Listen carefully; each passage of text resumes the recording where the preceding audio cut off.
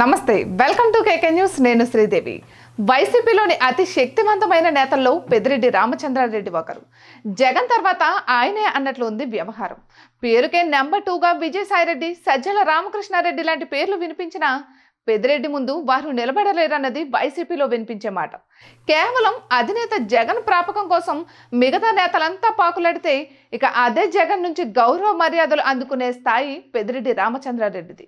మిగతా వారు వంగి వంగి నమస్కారాలు చేయాల్సిందే జగన్కు. కానీ పెద్దిరెడ్డి విషయంలో మాత్రం జగన్ చాలా జాగ్రత్తగా ఉంటారు, గౌరవం ఇస్తారు.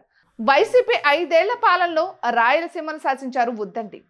చివరకు మాజీ సీఎం చంద్రబాబు సొంత నియోజకవర్గం కుప్పం రావాలన్నా పెద్దిరెడ్డి అనుమతి పొందాలన్న రేంజ్లో పరిస్థితి కల్పించారు. ఇక సొంత నియోజకవర్గంలోనే చంద్రబాబుకు చుక్కలు చూపించారు. హిందూపురంలో బావ మరిది బాలకృష్ణను, కుప్పంలో బావ చంద్రబాబును ఓడిస్తామని ప్రతినబూనారు. కానీ ఓడించలేకపోయారు.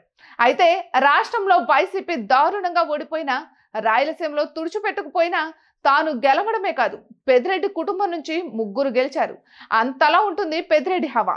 కానీ ఇప్పుడు అదే పెద్దిరెడ్డికి కష్టాలు వెంటాడుతున్నాయి. కేసుల రూపంలో టీడీపీ కూటమి ప్రభుత్వం వెంటాడుతోంది. పెద్దిరెడ్డి చుట్టూ ఉచ్చు బిగుస్తోంది. ఒకవైపు కేసులు, మరోవైపు అవినీతి ఆరోపణలు, ఇలా ముప్పేట దాడి జరుగుతోంది. కానీ పెద్దిరెడ్డి నుంచి ఎటువంటి స్పందన లేదు, ప్రకటనలు రావడం లేదు. ఇక తాజాగా పెద్దిరెడ్డి మరో వివాదంలో చిక్కుకున్నారు. ఆయన సతీమణి స్వర్ణలతకు అసైన్డ్ పట్టా కింద 5 ఎకరాల చెరువు భూమి పొందినట్లు బయటకు వచ్చింది. వాస్తవానికి ప్రభుత్వ భూములతో పాటు అసైన్డ్ భూములను దారిద్ర్య రేఖకు దిగువన ఉన్న వారికి పట్టాలు కింద ఇస్తారు.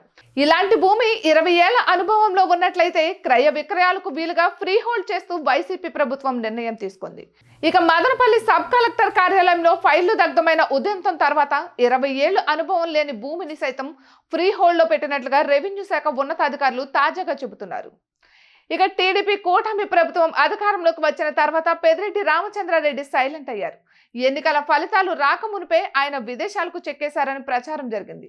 సొంత నియోజకవర్గం పొంగనూరులో పర్యటనలు స్థానికులు అడ్డుకున్నారు, అడ్డంకులు సృష్టించారు.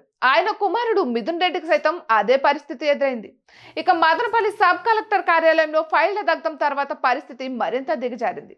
పెద్దిరెడ్డి చుట్టూ ఉచ్చు బిగుస్తోంది. ఇటువంటి మరెన్నో వీడియోస్ కోసం కేకే న్యూస్ తెలుగు ఛానల్ని సబ్స్క్రైబ్ చేసుకోండి.